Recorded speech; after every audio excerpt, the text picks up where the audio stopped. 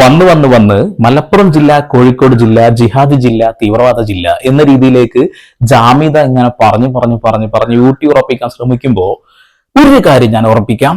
എന്റെ പൊന്നു ജാമിതെ, നിങ്ങൾ ആ ഒരു മതത്തിൽ നിന്നും ഇഷ്ടമല്ലാതെ കഷ്ടപ്പെട്ടു പോയതൊന്നല്ലല്ലോ, ഇഷ്ടമല്ലാതെ പോയതാ. അപ്പൊ പിന്നെ എന്തിനാ വെറുതെ ആ മതത്തിൽ നിങ്ങൾ ഒരു ദ്രോഹം ചെയ്യുന്നില്ലെങ്കിൽ നിങ്ങൾ അതിന് തിരിച്ചു ദ്രോഹിക്കാൻ ശ്രമിക്കുന്നത്? അത് സ്വന്തം പല്ലിയുടെ കുത്തി മണക്കുന്നതിന് തുല്യല്ലേ? അതൊക്കെ അവസാനിപ്പിച്ച് മിണ്ടാതെ കമാന്ന രസം മിണ്ടാതെ മാറിപ്പോ. നിങ്ങൾ വേറെ എന്തൊക്കെ കാര്യങ്ങൾ പറയാനുണ്ട്? ഈ കേന്ദ്ര സർക്കാർ ഈ കേരളത്തിനോട് ചെയ്യുന്ന, വയനാട്ടിലെ ദുരിതം ബാധിച്ച ആളുകൾക്ക് പണം കൊടുക്കാതെ കിട്ടിയത് പോലും തിരിച്ചു വാങ്ങുന്ന ആ അവസ്ഥയിലേക്ക് പോകുമ്പോൾ അതിനെക്കുറിച്ച് എന്തുകൊണ്ട് പറയുന്നില്ല? ഒന്നും വേണ്ട, ദുരിതാശ്വാസ നിധിയിലേക്ക് വന്ന പണം പിണറായി സർക്കാർ കൊടുക്കുന്നില്ല എന്നൊക്കെ പറഞ്ഞുകൂടെ? അതൊക്കെ ജനങ്ങൾക്ക് കേൾക്കുമ്പോൾ ശരിയാണ് എന്നുള്ള ഒരു തോന്നൽ, ഒരു തോട്ടെങ്കിലും വരും. പക്ഷേ നിങ്ങൾ അനാവശ്യമായിട്ട് മുസ്ലിങ്ങളുടെ നെഞ്ചത്തോട്ട് കയറിയിട്ട് ഇങ്ങനെ കിടന്ന് താണ്ഡവമാടുന്ന എന്ത് കാര്യമുള്ളത്? നമ്മളിന്ന് മെക്സവനെ കുറിച്ചിട്ടാണ് പറയുന്നത്. എന്താണ് മെക്സവൻ എന്ന് ഇതിനോടൊക്കെ എല്ലാ ന്യൂസ് ചാനലും പറഞ്ഞു. ഓരോ ദിവസവും ഓരോ ആളുകൾ എടുത്ത് പോയി ചോദിക്കും, എന്താണ് ചേട്ടാ ഈ മെക്സവൻ എന്ന് ചോദിക്കുമ്പോൾ അവർ ഇങ്ങോട്ട് പറഞ്ഞു തരുന്നു, 7 എക്സസൈസ് ആണ് എന്റെ മൊനേന്ന്. ഈ 7 എക്സസൈസ് ചെയ്യുന്നതിനെയാണ് ഇത്രമാത്രം രീതിയിൽ ആരോഗ്യമുള്ള ഒരു ജനത ഇവിടെ ഉണ്ടാവട്ടെ എന്ന് ആഗ്രഹിക്കുമ്പോൾ അത് വേണ്ട എന്ന് പറയുന്നത്. ഓക്കെ, ഈ ജാമിദയെ പോലെയുള്ള ആളുകൾ അവരങ്ങനെ പലതും പറയും. എന്തായാലും ജാമിദ കുറച്ച് തെളിവായിട്ട് വന്നിട്ടുണ്ട്, ഒന്ന് കാണാം.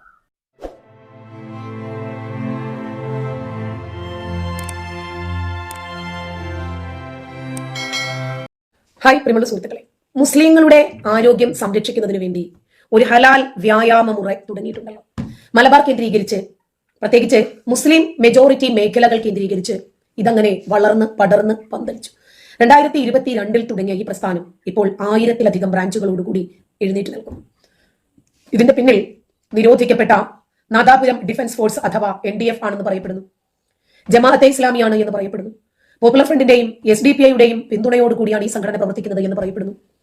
ആദ്യമായി ഇതിനെ എതിർത്തു വരുന്നത് CPM ആണ്. അത് കഴിയുമ്പോൾ സുന്നി വിഭാഗത്തിന്റെ സമസ്ത ഇതിനെ എതിർത്തിരങ്ങത്ത് വരുന്നു. അതുകൊണ്ടാണ് അധികം ഈ വിഷയം വാർത്തയാകാതെ പോയത്. കാരണം വാദിയാര മുസ്ലിങ്ങളാണ്, സമസ്തയാണെന്നേ ഉള്ളൂ. പ്രതിയാര മെക്സവനാണ്. അത് ആരുടെ സംഘടനയാണ്? ജമാഅത്തെ ഇസ്ലാമിയുടെയും പോപ്പുലർ ഫ്രണ്ടിന്റെയും SDPIയുടെയും ഒക്കെ ആൾക്കാരാണ്. അതിനകത്ത് ആരാണുള്ളത്? മുസ്ലിം ലീഗിന്റെ ആളുകളാണ്.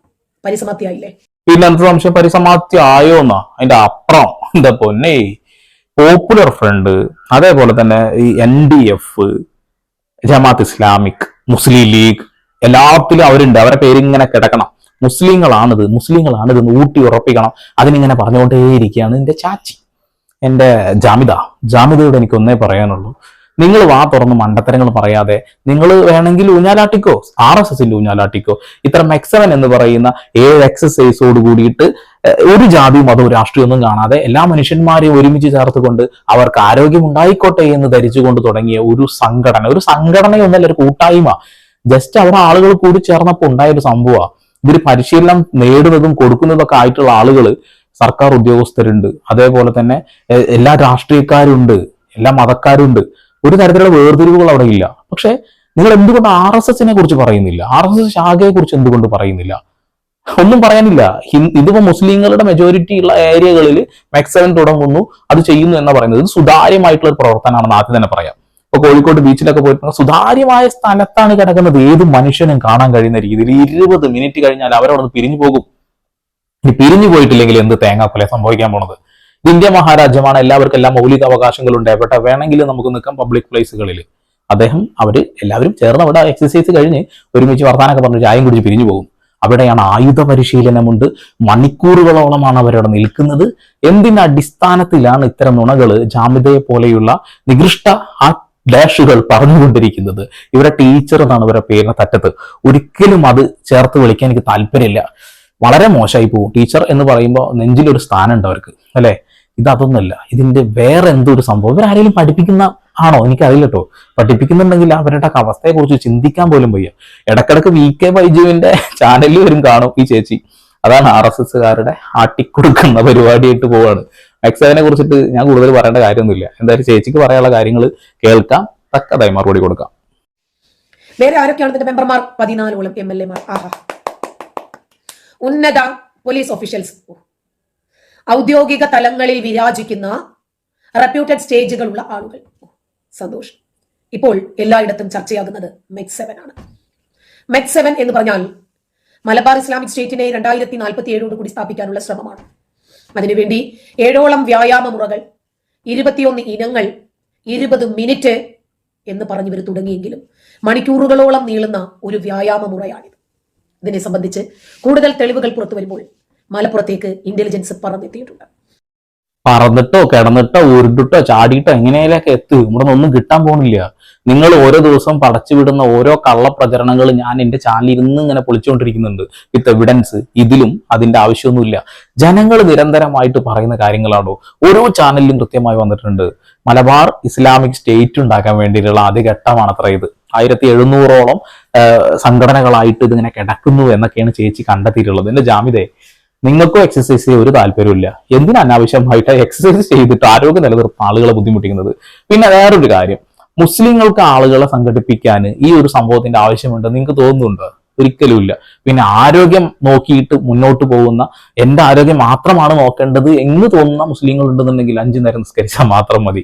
കാരണം 5 നേരം നിസ്കരിക്കുമ്പോൾ ആ നിസ്കാരത്തിൽ ഓരോ ശരീരഭാഗങ്ങളിലേക്കും കൃത്യമായി ഓക്സിജന്റെയും ബ്ലഡിന്റെയും അളവ് കൃത്യമായി എത്തിക്കുകയും എല്ലാ പേശികളിലേക്കും സ്ട്രെച്ചിങ് കിട്ടുകയും ചെയ്യുന്നുണ്ട്. അത് സയന്റിഫിക് ആയിട്ട് തെളിയിക്കപ്പെട്ടിട്ടുണ്ട്. അപ്പൊ അത് മാത്രം മതി അവർ ആരോഗ്യം നിലനിർത്താൻ വേണ്ടിയിട്ട്. പിന്നെ അതിൽ ഒന്നും കൂടി ഊട്ടിയുറപ്പിക്കണം. നല്ല ആരോഗ്യം വേണമെന്ന് ആഗ്രഹിക്കുമ്പോൾ ഒരു ഓട്ടവും ചാട്ടവും ഒക്കെ ആയിട്ട് അവരിങ്ങനെ മുന്നോട്ട് പോകും. അത് അവരുടെ മാത്രം കാര്യമാണ്. ഇനി ഹിന്ദുവിന്റെ കാര്യം നോക്കുകയാണെന്നുണ്ടെങ്കിൽ ഹിന്ദുക്കൾക്ക് അതിലൊരു പരിപാടിയില്ല. ആകെ ഒരു ചെയ്യാൻ ശയനപ്രദക്ഷിണം എന്ന് പറഞ്ഞ സാധനമുണ്ട്. അത് ശരീരം നല്ല ഗുണമുണ്ടോ വെച്ചിട്ടുണ്ടെങ്കിൽ മനസ്സിന് ഗുണമുണ്ടോ? മനസ്സിന് ഗുണമുണ്ടായാൽ ശരീരത്തിന് ഗുണമുണ്ടാവും. കാരണം പ്രാർത്ഥന എന്ന് പറയുന്നത് അതാണല്ലോ. അത്രേ ഉള്ളൂ. പക്ഷെ ഓട്ടവും ചാട്ടവും ഒക്കെ ഉള്ള എക്സസൈസുകൾ ചെയ്യുന്നത് വളരെ നിർബന്ധമായിട്ടുള്ളതും വളരെ ആരോഗ്യപരമായിട്ടുള്ള കാര്യമാണ്. അപ്പൊ ഞാനൊക്കെ ജിമ്മിന് പോകുന്ന ഒരാളാണ്. അപ്പോൾ അതൊക്കെ വളരെ അത്യാവശ്യമായിട്ടുള്ള ഒരു കാര്യമാണ്. ഈ ചേച്ചി ഓരോന്ന് കണ്ടുപിടിച്ച് വരിക ഇസ്ലാമിക് സ്റ്റേറ്റ് ഉണ്ടാക്കാൻ പോവുകയാണെന്നൊക്കെ. ഓക്കെ, ഇനിയാണ് കളി മോളെ, ഇനിയാണ് കളി. കൃത്യമായിട്ട് തെളിവുകളുടെ അടിസ്ഥാനത്തിലാണ് ഇനി ജാമിദ കളിക്കാൻ പോകുന്നത്. കേട്ടോ. 7 പരിപാടിയുമായി ബന്ധപ്പെട്ട് കേന്ദ്ര ഇന്റലിജൻസും അതുപോലെ തന്നെ മിലിറ്ററി ഇന്റലിജൻസും അന്വേഷണം ആരംഭിച്ചിരിക്കുന്നു. മിലിറ്ററി ഇന്റലിജൻസ് അഭിപ്രായം, ഇതിനകത്ത് രാജ്യദ്രോഹമുണ്ടോ? ഇത് രാജ്യദ്രോഹികളുടെ കൂട്ടായ്മയാണോ? ഇവര് ഇങ്ങനെ മുസ്ലിം മെജോറിറ്റി മേഖലകൾ തെരഞ്ഞെടുത്ത് ഈ രൂപത്തിൽ ഒരു കൂട്ടായ്മ കൂടിക്കൂടി കൂടുതൽ സംഘടനകളായി കൂടുതൽ ബ്രാഞ്ചുകളായി വർദ്ധിക്കുന്നതിന് പിന്നിൽ ഇന്ത്യ വിരുദ്ധതയുണ്ടോ? ജോർജ് സോറോസിനെ പോലെയുള്ള ആളുകൾ ഈ വിഷയത്തിൽ പണമിറക്കുന്നുണ്ട്. ഒരുപാട് കാര്യങ്ങൾ അറിയേണ്ടതുണ്ട്. അതുകൊണ്ട് കേന്ദ്ര ഇന്റലിജൻസ് മലപ്പുറത്തെത്തുന്നു എന്ന വാർത്ത സന്തോഷകരമാണ്. പിന്നെ അല്ലേ, സന്തോഷിക്കേണ്ട വിഷയമല്ല. പിന്നെ ചേച്ചി ആദ്യം പോയിട്ടേ RSS ശാഖകളൊന്ന് പരിശോധിക്കുക. ഇതിപ്പോ പറഞ്ഞത് മുസ്ലിങ്ങൾ തിങ്ങിപ്പാർക്കുന്ന ഏരിയകളിൽ മെക്സവൻ ആണെന്നല്ലേ. അങ്ങനെയെങ്കിൽ ഹിന്ദുക്കൾ തിങ്ങിപ്പാർക്കുന്ന മേഖലകളിൽ ഒരു അമ്പലത്തിന് ചുറ്റുമായിട്ട് എല്ലാ സ്ഥലത്തും ഇനി തിങ്ങിപ്പാർക്കൊന്നും വേണ്ട, ഇവർ നടത്തും. RSSകാരുടെ കുത്തകയാണ് ഹിന്ദുക്കൾ എന്ന് പറഞ്ഞുകൊണ്ട് അമ്പലമുറ്റത്ത് ഇവര് ചാടിക്കളിക്കുന്ന തുള്ളിച്ചാട്ടങ്ങളുണ്ട്. ശാഖ എന്നാണ് ഇതിന് പറയുക. ഇതിനെ കുറിച്ചിട്ട് ചേച്ചി ഒന്നും പറയുന്നില്ലല്ലോ. ആയുധങ്ങൾ അവർ ശേഖരിച്ചു വെക്കുന്നതിനെ കുറിച്ചൊന്നും പറയാനില്ലല്ലോ. എന്തുകൊണ്ട് പറയുന്നില്ല?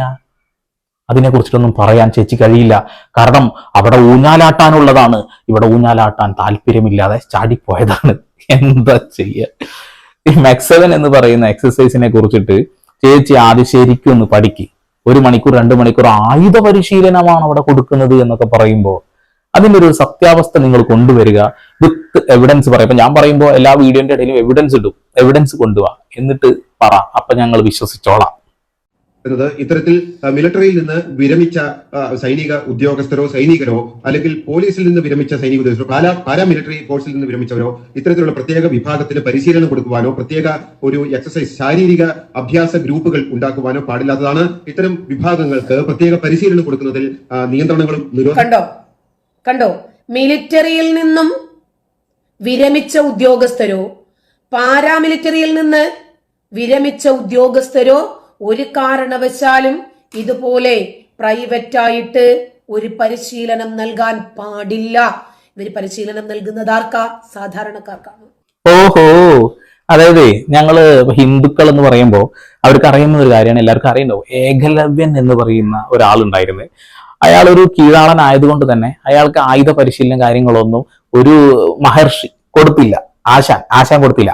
അപ്പൊ ആശാൻ കൊടുക്കാത്തതുകൊണ്ട് തന്നെ ആൾ ഒളിഞ്ഞു നിന്നൊക്കെ പഠിച്ച് കാര്യങ്ങളും കൊച്ചിനെ പോലെ ഒളിഞ്ഞു നിന്ന് പഠിച്ചിട്ട് ആളങ്ങണ്ട് ഭയങ്കര സംഭവമായി. ഇപ്പൊ പാരാമിലിറ്ററി ആണെങ്കിലും ഏത് മിലിറ്ററി ആണെങ്കിലും അദ്ദേഹം എക്സസൈസ് ചെയ്യുന്ന സമയത്ത് അത് കണ്ടുകൊണ്ട് മറ്റൊരാൾ എക്സസൈസ് ചെയ്യുന്നതിൽ കുറ്റം പറയാൻ കഴിയില്ല. അപ്പൊ ഒരു കൂട്ടമായ ആളുകൾ എങ്ങനെ കണ്ടുകൊണ്ട് ചെയ്യുക എന്നുള്ള ചോദ്യം ചോദിക്കും. അതൊക്കെ അവിടെ നിൽക്കട്ടെ. സാധാരണക്കാർക്ക് എക്സസൈസ് ചെയ്യാൻ കൊടുക്കാൻ പാടില്ല എന്ന് പറയുന്ന ഈ 7 എക്സസൈസ് എന്താണെന്നറിയോ? അത് നിങ്ങൾ കണ്ടുവരണേ. ആ 7 എക്സസൈസ് വളരെ നമ്മൾ ദൈനംദിന ജീവിതത്തിൽ സ്കൂളിലൊക്കെ പഠിക്കുമ്പോൾ സ്കൂളിൽ നിന്നും പഠിച്ചിട്ടുള്ള PT മാഷ് നമുക്ക് പഠിപ്പിച്ചു തന്നിട്ടുള്ള സാധാരണ എക്സസൈസുകളാണ്. ഈ എക്സസൈസുകളാണ് പട്ടാളക്കാർക്ക് പഠിപ്പിച്ചു കൊടുക്കുന്നത്. പട്ടാളക്കാർ നമ്മളെ പഠിപ്പിക്കാൻ പാടില്ല എന്നാണ് പറയുന്നത്. തെറ്റായിട്ടുള്ള കാര്യമാണ്. ഈ ജനത ആരോഗ്യത്തോടുകൂടെ നിൽക്കരുത് എന്നാണ് ജാമിദയും ആഗ്രഹിക്കുന്നത്. അതിൽ മുസ്ലിം ഉണ്ടേ, അതുകൊണ്ട് മുസ്ലിം ഇല്ലെങ്കിൽ കുഴപ്പമില്ല. ഹിന്ദുക്കളാണെന്നുണ്ടെങ്കിൽ ശാഖയിലൊക്കെ പോയിട്ട് ചാടി മറിയുക എന്ത് ചെയ്തോട്ടെ ഒരു കുഴപ്പമില്ല. പക്ഷെ മുസ്ലിങ്ങൾ ആരോഗ്യത്തോടെ ഇരിക്കാൻ എനിക്കിഷ്ടമല്ല. ചേച്ചിക്ക് പണ്ട് മുതലേ മുസ്ലിങ്ങളോട് ഒരു പ്രത്യേക ആരാധന, അതുകൊണ്ട് വേറെ ഒന്നും കൊണ്ടല്ല. ഇന്ത്യൻ ആർമിക്കല്ലല്ലോ, മിലിറ്ററിക്കോ എയർഫോഴ്സിനോ അല്ലല്ലോ. അപ്പോൾ ഇവർ ഈ ആയുധ പരിശീലനമടക്കം കായിക പരിശീലനമടക്കം നേടുന്നത് കൊണ്ട് ആർക്കാണോ ഗുണം? രാജ്യത്തിന് എന്തായിരുന്നാലും ഗുണമില്ല. അപ്പോൾ പിന്നെ ആർക്കാണ് ഇവിടെ? RSSകാർ ആയുധ പരിശീലനം നടത്തുമ്പോൾ രാജ്യത്തിന് ഗുണം കൊണ്ട് 5 കളിയാ. സാധാരണക്കാര് രാഷ്ട്രീയമൊന്നും ഇല്ലാതെ മതമൊന്നും ഇല്ലാതെ ആരോഗ്യം എന്ന ആ ഒരു മതം വെച്ചുകൊണ്ട് അവിടെ ചെല്ലുമ്പോൾ അവർ ചെയ്യുന്ന കാര്യങ്ങൾക്ക് ഇനി ആയുധ പരിശീലനം എന്നൊക്കെ ചേച്ചി പറയുന്നുണ്ടല്ലോ. ജാമിദ വിത്ത് എവിഡൻസ് കാണിക്കൂ, ഞങ്ങൾ കാണട്ടെ. മണിക്കൂറുകളോളം അവർ ആയുധ പരിശീലനം നടത്തുന്നുണ്ടെന്ന് പറയുന്നുണ്ടല്ലോ, ഒന്ന് കാണിച്ചു തരണം. ഞങ്ങൾ ഇതുവരെ കണ്ടിട്ടില്ല. ഇപ്പൊ ന്യൂസ് ചാനലുകൾ എല്ലാ രാവിലെയും മോർണിംഗ് ഷോ കൃത്യമായി ആ ഒരു സ്ഥലങ്ങളിൽ ചെല്ലുന്നു, ആളുകളോട് ചോദിക്കുന്നു, കൃത്യമായി വീഡിയോസ് പകർത്തുന്നു, നമ്മൾ കാണുന്നു. ഇതിലൊന്നും ഞങ്ങൾ ആയുധ പരിശീലനം കണ്ടിട്ടില്ല. 7 എക്സസൈസുകൾ മാത്രമാണ് എന്നാണ് ഞാനും അറിഞ്ഞിട്ടുള്ളത്. ഇനി ജാമ്യതൊക്കെ എവിടുന്നെങ്കിലും ചിലപ്പോൾ ഊഞ്ഞാലാട്ടുന്ന സമയത്തെ പലരും കൊടുത്തിട്ടുണ്ടാവും അല്ലെ സംഭവങ്ങളൊക്കെ. എന്തായാലും കേൾക്കാം.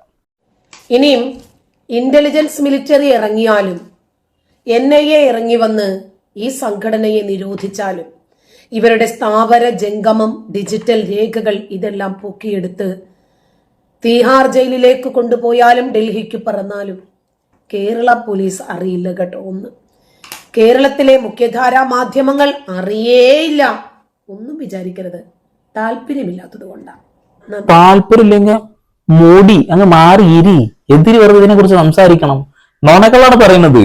എന്താ ചെയ്യുക? ഇവിടുത്തെ പോലീസുകാർക്ക് എന്താ ബുദ്ധിയില്ല എന്നാണ് വിചാരിച്ചത്. കൃത്യമായ അന്വേഷണങ്ങൾ നടത്തിയിട്ടുണ്ട്. ഇതിപ്പോ ആദ്യം ചെയ്യേണ്ടത് ആ കമ്മ്യൂണിസ്റ്റുകാരനായിട്ട് ആളെയാണ് പോയിട്ട് പറയേണ്ടത്. അനാവശ്യമായിട്ട് ഒരു തെളിവില്ലാതെ മനഃപൂർവ്വം ഒരു നോണ തൊടുത്തു വിട്ടിട്ട് ആള് 2 ദിവസം കഴിഞ്ഞിട്ട് പറയേ ഞാൻ അങ്ങനെ ഒന്നല്ല ഉദ്ദേശിച്ചത് എന്ന് പറഞ്ഞിട്ട് എന്ത് കാര്യം? ഒരു തിരി അങ്ങ് കൊളത്തി വെച്ചിട്ട് അതാണ് പോയോണ്ടിരിക്കുക. നിങ്ങൾ മൂത്രം വെച്ചിട്ട് പോലെ കിടത്താൻ പറ്റൂല, അത് പൊട്ടിത്തെറിക്കും. ഉറപ്പല്ലേ? ഏറ്റെടുത്ത് കഴിഞ്ഞു RSSകാര് എന്നാ നിങ്ങൾ വിചാരിക്കുക ഈ കേരളത്തിലുള്ള ജനങ്ങൾ അത് മനസ്സിലാക്കി അത് അത്ര പ്രശ്നമുള്ളതല്ല എന്ന്. പക്ഷെ ഇത് കേരളത്തിൽ നിന്നും പുറത്തേക്ക് എത്തി അവിടെയാണ് ഇതിനെക്കുറിച്ച് ചർച്ച നടക്കുന്നത്. നോർത്ത് ഇന്ത്യയിൽ മറ്റുള്ള സംസ്ഥാനങ്ങളിൽ ഇതിനെക്കുറിച്ച് പറയുന്ന കേരളത്തിന്റെ മുഖം വളരെ മോശപ്പെട്ട രീതിയിലേക്ക് വ്യാഖ്യാനിക്കുന്നതാണ് ഇവർ. ഇസ്ലാമിക് സ്റ്റേറ്റ് ആക്കാൻ പോകുക മലബാർ എന്ന് പറഞ്ഞിട്ടാണ് ഇവർ പറയുന്നത്. ഈ വാക്കുകളൊക്കെ അവിടെ അത് കൃത്യമായി പ്രതിഫലിക്കും. കേരളത്തിൽ മലപ്പുറം ജില്ല, കോഴിക്കോട് ജില്ല ഈ രീതിയിലാണ് എന്ന് ആളുകൾ അങ്ങോട്ട് ഊട്ടി ഉറപ്പിക്കും. നമ്മുടെ നാടിന് തന്നെയാണ് അതിന്റെ ഒരു വിഷമമുള്ളത്, നാണക്കേടുള്ളത്. അപ്പൊ നുണ പറയുമ്പോൾ നിങ്ങളിതൊരു എവിഡൻസ് ആയിട്ട് കൃത്യമായിട്ട് അത് സംഭവിച്ചു എന്ന് പറഞ്ഞ് നിങ്ങൾ ചെയ്യ്. അപ്പൊ ഞങ്ങൾ ഓക്കെ ശരിയാണ്, Max 7 ഇങ്ങനെയാണ് എന്ന് ഞങ്ങൾ വിശ്വസിച്ചോളാം. പക്ഷെ ഇത്രയും ദിവസത്തെ ഞാൻ അപ്പൊ അതിനെക്കുറിച്ച് നോക്കിയതിന് ശേഷം മാത്രമേ വീഡിയോ ചെയ്തിട്ടുള്ളൂ. ഇത്ര ദിവസമായിട്ട് പരിപാടി നടന്നുകൊണ്ടിരിക്കുന്നുണ്ട്, ഞാൻ ശ്രദ്ധിച്ചിട്ടില്ല. പക്ഷെ ജാമ്യത ഇങ്ങനെ ഒരു കാര്യം പറഞ്ഞപ്പോൾ സ്വാഭാവികമായിട്ടും അത് ഞാൻ നിൽക്കുന്ന എന്റെ ജില്ലയെ പോലും അപമാനിക്കുന്നതിന് തുല്യമാണ്. ഈ ടീച്ചറൊന്നും ഇതുവരെ ടീച്ചറല്ല, ഈ ജാമ്യതയൊന്നും ഈ മലപ്പുറം ജില്ലയിലെ ഒരു കുട്ടി പൈലറ്റ് ആയതിനെ കുറിച്ചിട്ട്, അതൊരു മുസ്ലിം കുട്ടി പൈലറ്റിനായതിനെ കുറിച്ച് എന്തെങ്കിലും പറഞ്ഞ് നിങ്ങൾ കേട്ടിട്ടുണ്ടോ? കേൾക്കില്ല. മലപ്പുറം ജില്ലയിൽ അങ്ങനെ അത്ഭുതങ്ങൾ സംഭവിക്കുമ്പോൾ ഒന്നും വേണ്ടില്ല. പക്ഷെ നേരെ തിരിച്ച് വേറെ എന്തെങ്കിലും ഒരു സാധനമൊക്കെ ഉണ്ടായി കഴിഞ്ഞാൽ അത് ചിലപ്പോൾ ഒരു ബന്ധമില്ലാത്ത കാര്യമാണെങ്കിലും മുസ്ലിമിന്റെ തലയിൽ വെച്ചിട്ട് കൊട്ടി ഘോഷിക്കാൻ ഭയങ്കര താല്പര്യം. ഓക്കെ, ഞാൻ കൂടുതലായിട്ടൊന്നും പറയുന്നില്ല. പരമാവധി ഷെയർ ചെയ്യാൻ ശ്രമിക്കുക.